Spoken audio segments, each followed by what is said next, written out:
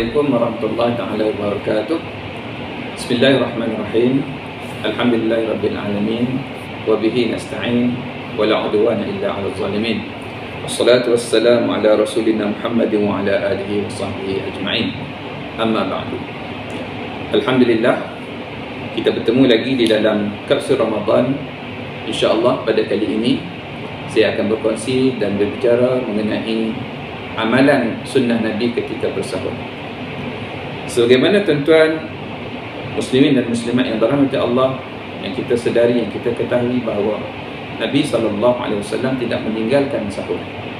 Sesuai dengan hadis Nabi SAW daripada Sayyidina Abdullah bin Haris, meriwayatkan daripada salah seorang sahabat Nabi SAW, lalu dia berkata, "Dakhaltu 'ala Nabi SAW وهو يتسحر فقال صلى الله عليه وسلم إنها بركة أعطاكم الله إياها فلا تداعوه." Aku telah masuk berjumpa Nabi SAW yang sedang bersahur. Lalu baginda bersabda, "Sesungguhnya ia adalah suatu keberkatan yang diberikan Allah kepada kamu. Oleh itu, jangan kamu tinggalkannya." Daripada hadis ini, sama-samalah kita menghidupkan, mengambil amalan Nabi ini dan kita praktiskan di dalam hidup kita dengan bersahur. Kerana di dalam sahur itu, sebagaimana yang disebutkan tadi, ada mengandungi keberkatan. Keberkatan secara mudahnya iaitu ziyadatul khair, bertambah dengan segala kebaikan. Kebaikan yang bertambah-tambah, yang banyak, yang Allah kurniakan. Antaranya yang kita dapat renungi dan kita dapat fahami, kalau orang bersahur, sudah tentu dia mempunyai bekalan tenaga yang mencukupi untuk dia berpuasa sepanjang hari. Antaranya lagi, kebaikan orang yang bersahur, dia sudah menghidupkan amalan sunnah Nabi SAW. Orang yang menghidupkan sunnah Nabi, artinya orang itu sudah mengambil langkah untuk mendekati Nabi pada hari akhirat kelak. Muslimin dan muslimat yang dirahmati Allah Subhanahu wa taala, antara sunnah lain yang dinyatakan dalam hadis Nabi SAW daripada Sayyidina Sahal bin Sa'ad, Nabi SAW bersabda, "Inna fasla ma baina siyamina wa siyami ahli kitab aklatus sahar." Sesungguhnya pemisah, yakni perbezaan antara puasa kita dengan puasa ahli kitab adalah makan pada waktu sahur. Yang kedua ini kita boleh faham bahawa kita bangun waktu sahur dan kita makan tu bukan kerana apa? Sebab menjadi tanda pemisah antara kita dengan puasa ahli kitab. Pemisah ini penting sebab menunjukkan identiti orang beriman amat berbeza dengan perlakuan dan identiti ahli kitab maupun orang-orang kafir. Maka ayo sekali lagi saya menyeru, sama-sama kita ambil sunnah ini dan kita bangunlah bersahur, kerana ia menjadi titik pemisah antara kita dengan orang-orang ahli kitab ataupun orang-orang kafir. Antara lain sunnah sahur iaitu Nabi SAW mengambil sahur dengan tamar. Daripada Sayyidina Abu Hurairah radhiyallahu anhu berkata, Rasulullah SAW bersabda, "Ni'mas suhurul mu'min at-tamar."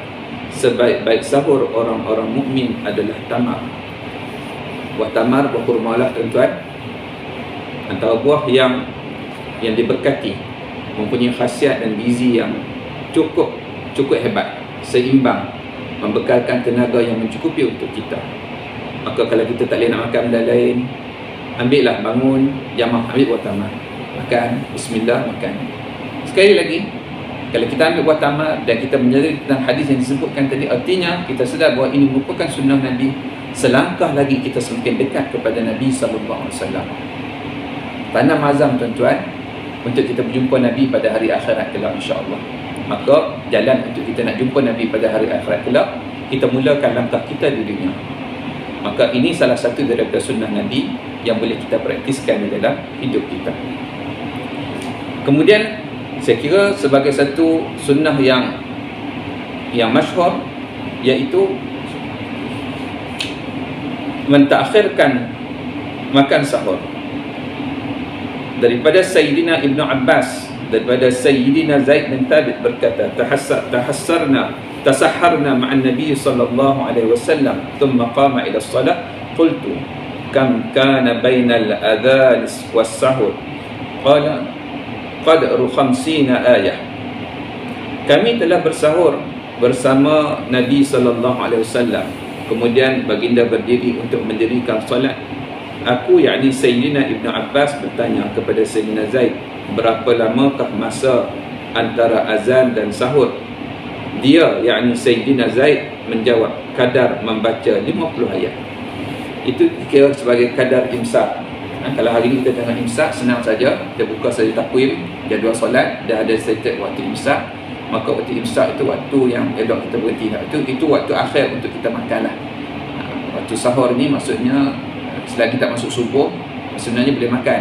Tapi imsak itu merupakan waktu untuk kita berhati-hati dan kita berhenti. Artinya orang yang mengambil makanan, makan waktu sahur itu sehingga penghujung, hampir-hampir dengan waktu subuh tadi, sehingga menjelang waktu imsak itu, maka itu termasuk di dalam orang yang melewatkan makan sahur. Dan sekali lagi, dia sudah mengamalkan, menghidupkan salah satu daripada sunnah Nabi di dalam bersahur. InsyaAllah, mudah-mudahan dengan kita menghidupkan sunnah Nabi, puasa kita lebih bersemangat, amalan kita lebih tekun dan lebih kuat, dan kita lebih dekat kepada Nabi SAW. Yang baik daripada Allah, yang kurang daripada kelemahan dan kejahilan yang ada pada diri saya sendiri. Wallahu a'lam. Assalamualaikum warahmatullahi wabarakatuh.